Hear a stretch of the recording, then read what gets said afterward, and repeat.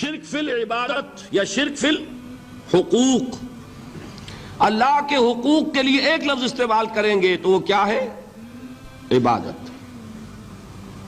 وَمَا خَلَقْتُ الْجِنَّ وَالْإِنسَ إِلَّا لِيَعْبُدُونَ، میں نے جنوں اور انسانوں کو پیدا ہی اس لیے کیا کہ میری عبادت کریں۔ اب عبادت میں شرک اگر ہوگا تو یہ شرک کی تیسری قسم ہو جائے گی۔ عبادت میں شرک سے مراد کیا ہے اس کو سمجھیے۔ یہ میں پہلے بیان کر چکا ہوں عبادت کسے کہتے ہیں۔ عبادت کے دو جز سمجھ لیجئے، جیسے ایک میرا یہ جسم ہے، ایک اس میں روح ہے۔ روح نظر نہیں آتی، نظر جسم آتا ہے، لیکن اس جسم کا سارا وجود اس روح سے ہے۔ چلیے روح کو چھوڑیں، جان کیا اب کس بلا کا نام ہے؟ کسی کو نظر آئی آج تک؟ لیکن یہ جان ہی ہے جو اس جسم کو قائم رکھے ہوئے۔ اسی طرح عبادت کا ایک جسم ہے، ایک جان ہے۔ جسم کیا ہے؟ اطاعت، اللہ کی بندگی، ہمہ تن بندگی، ہمہ وجوہ بندگی، ہمہ وقت بندگی، یہ تو بیان کر چکا نا۔ اور روح کیا ہے؟ محبت، اللہ کی محبت۔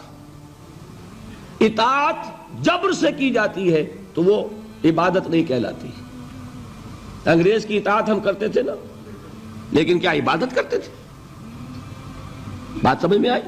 اطاعت تو کر رہے تھے، عبادت نہیں۔ عبادت اس اطاعت کو کہتے ہیں جو کسی ہستی کی محبت سے سرشار ہو کر ہمہ وقت، ہمہ تن، ہمہ وجوہ کی جائے۔ تو جسد ظاہری کیا ہے عبادت کا؟ اطاعت، اور روح کیا ہے؟ محبت۔ اب ان دونوں کے اعتبار سے شرک کیا ہے، توحید کیا ہے، اس کو سمجھ لیجئے۔ اور یہ ہیں وہ چیزیں جو میں نے عرض کیا تھا کہ بالکل الجبرا کے فارمولوں کی طرح کی بات ہے۔ اطاعت میں توحید کیا ہے کہ مطاع مطلق صرف اللہ، ٹھیک؟ باقی ساری اطاعتیں اللہ کی اطاعت کے تابع۔ نفی نہیں ہے، والدین کی اطاعت کرو، لیکن جہاں والدین حکم دیں اللہ کے حکم کے خلاف، بات ختم، اطاعت نہیں ہوگی۔ بیوی شوہر کی اطاعت کرے، آپ اولو الامر کی اطاعت کریں، شاگرد استاد کی اطاعت کرے، مرید پیر کی اطاعت کرے، لیکن کیا پیر کو یہ بھی حق ہے کہ اللہ کے کسی حکم کو منسوخ کر دے؟ رسول کے کسی حکم پر اپنے حکم کو ور کرے، بالا تر رکھے؟ سمجھ میں آ گیا؟ اصول کیا ہے کہ اطاعت مطلق، unconditional, unlimited obedience is due only to Allah. All the other obediences are limited by His injunctions. اس کو حضور نے کیسے بیان کیا؟ لا طاعت لمخلوق فی معصیت الخالق۔ مخلوق میں سے کسی کی اطاعت نہیں ہوگی جس میں خالق کی معصیت لازم آ رہی ہو۔ جہاں اللہ کا کوئی حکم نہیں ہے آپ میرا حکم مان لیجئے، یہ شرک نہیں ہوگا۔ جہاں اللہ کا حکم ہے اس کے خلاف میں حکم دوں اور آپ مان لیں تو یہ شرک ہو جائے گا۔ بات سمجھ میں آ گئی کہ نہیں؟ اب اس کو اپلائی کیجئے۔ ایپلیکیشن بالکل انڈیویجول لیول پر کیجئے۔ پہلے اللہ کا حکم کیا ہے؟ فجر کا وقت ہو گیا، نماز پڑھو۔ نفس کا حکم کیا ہے؟ سو۔ آپ نے اطاعت کی نفس کی، آپ کا مطاع کون ہوا؟ نفس۔ اور اللہ کی معصیت میں ہوا کہ اس کے حکم کے تابع ہوا، تو آپ کا نفس کیا بن گیا؟ آپ کا خدا، معبود۔ یا غلطی ہے اس میں کوئی؟ اس شرک کو پہچانیے ذرا، کون بچے گا اب؟ بات سمجھ رہے؟ اگر تو وہ فارمولہ صحیح ہے تو پھر یہ اپلائی ہو گیا۔ اب آپ کے اندر اتنی ہمت ہونی چاہیے یا یہ سوچئے کہ فارمولے میں غلطی ہے پھر. You can refer back. آئیے دوبارہ دیکھیے فارمولا صحیح ہے. لا طاعت لمخلوق، میرا نفس مخلوق ہے کہ خالق ہے؟ مخلوق. میں نے اپنے نفس کی اطاعت کی اپنے خالق کی معصیت میں، تو میرا مطاع کون ہوا؟ نفس. جو مطاع ہے وہی معبود ہے. میرا معبود کون ہوا؟ نفس. اس کو کہتے ہیں مولانا روم نفس ما ہم کم ترس فرعون نیست، لیکن ایرعون نیست. میرا نفس بھی فرعون سے کم نہیں ہے. فرعون نے کیا کہا تھا کہ یہ مملکت میری ہے مصر کی، یہاں میرا قانون چلے گا. الیس لی ملک مصر، کیا مصر کی حکومت میری نہیں ہے؟ میں نہیں جانتا کون اللہ کون رسول، کیا حکم صحیح کیا غلط، میرا حکم چلے گا.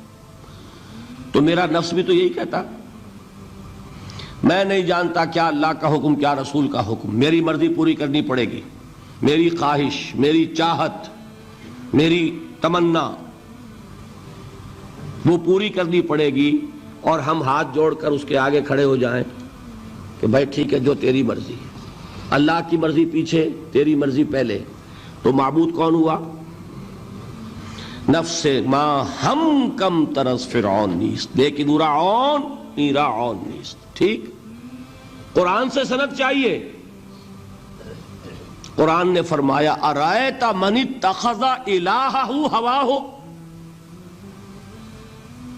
کیا تم نے دیکھا اس شخص کو جس نے اپنی خواہش نفس کو اپنا الہ بنا رکھا ہے؟ الہ کا لفظ وہ ہے جو آپ کے کلمہ طیبہ میں ہے. کہہ رہا ہے لا الہ الا اللہ، اور تسبیح پڑھ رہا ہے لا الہ الا اللہ، اور جب فارغ ہوتا ہے تو نفس کو فوراً معبود بنا لیتا ہے.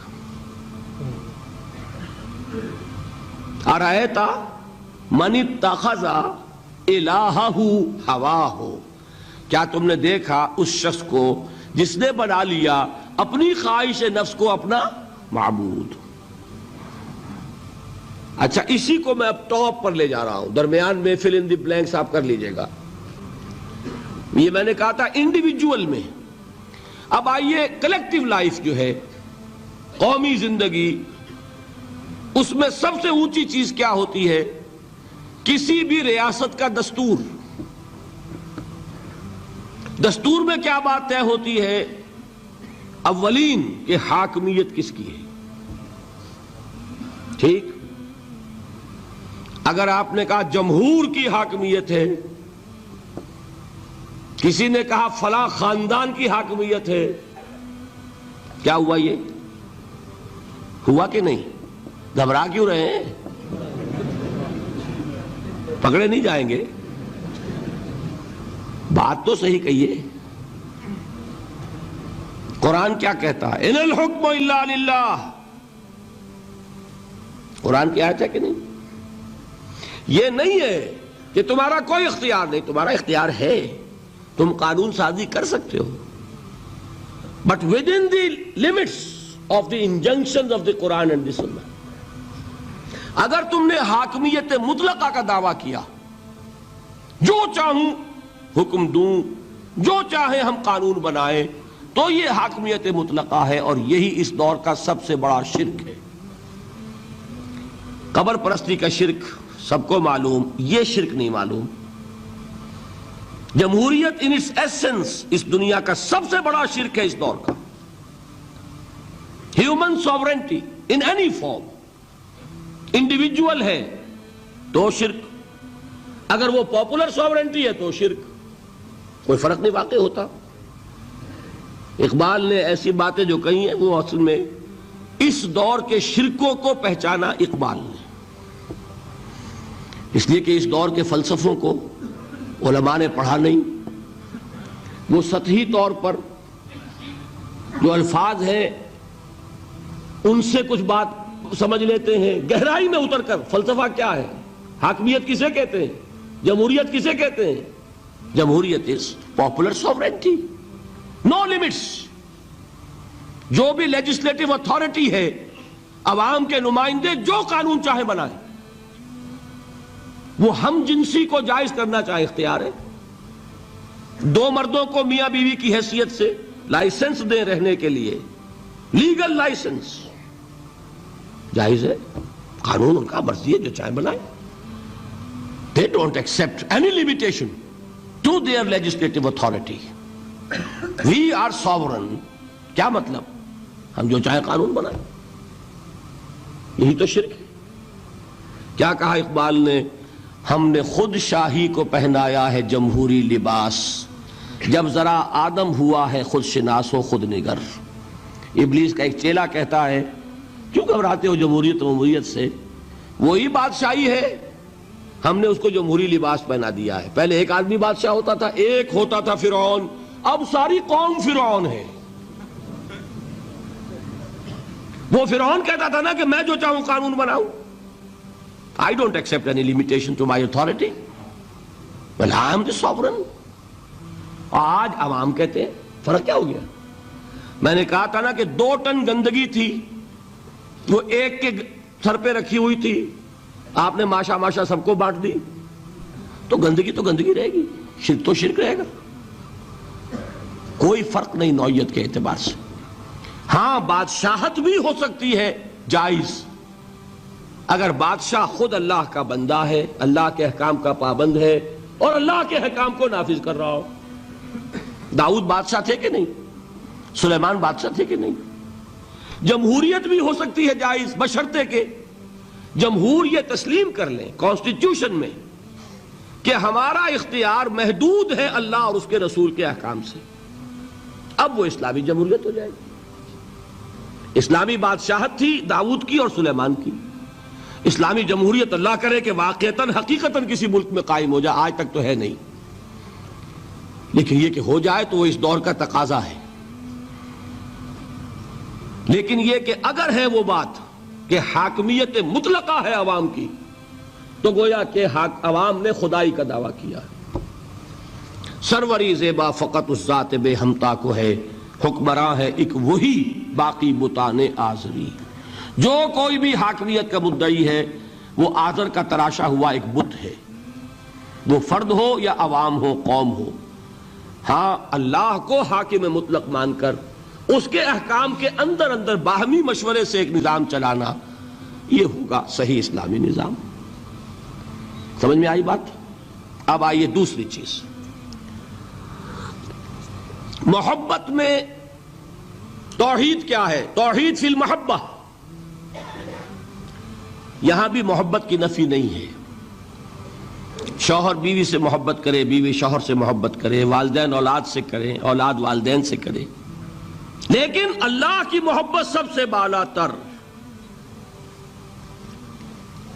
یہ ہے توحید.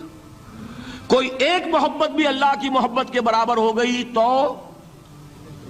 شرک، اور کوئی محبت اللہ کی محبت سے اونچی ہو گئی تو اب شرک سے اوپر کوئی لفظ ہمارے پاس ہے نہیں. میں نے کہا تھا نا کہ یہ تو ہماری زبان کی محدودیت ہے، ورنہ تو وہ شرک سے اوپر کا کوئی لفظ ہونا چاہیے نا. برابر ہو گئی تو شرک ہے. ہاں ساری محبت اللہ کی محبت کے تابع. توحید کیا ہے؟ والذین آمنوا اشد حبا للہ. اشد، اہل ایمان وہ ہیں جو اللہ کی محبت میں سب سے شدید ہیں. یہ نہیں وطن سے محبت کرو کوئی حرج نہیں، گھر سے محبت کرو کوئی حرج نہیں، بیٹے سے کرو، اولاد سے کرو، مال سے کرو، کوئی حرج نہیں، لیکن مال کی محبت اللہ کی محبت کے برابر نہ ہو جائے یا اس سے اوپر نہ ہو جائے. اولاد کی محبت اللہ کی محبت سے اوپر نہ چلی جائے. وطن کی محبت، قوم کی محبت اللہ کی محبت سے اوپر نہ چلی جائے. جو محبت بھی اللہ کی محبت کے برابر ہوئی یا اوپر گئی، یہ شرک فی المحبت. اور محبت روح ہے عبادت کی، تو یہ کیا ہے؟ شرک فی العبادت. فارمولہ ہے نا. اب اپلائی کیجئے ذرا.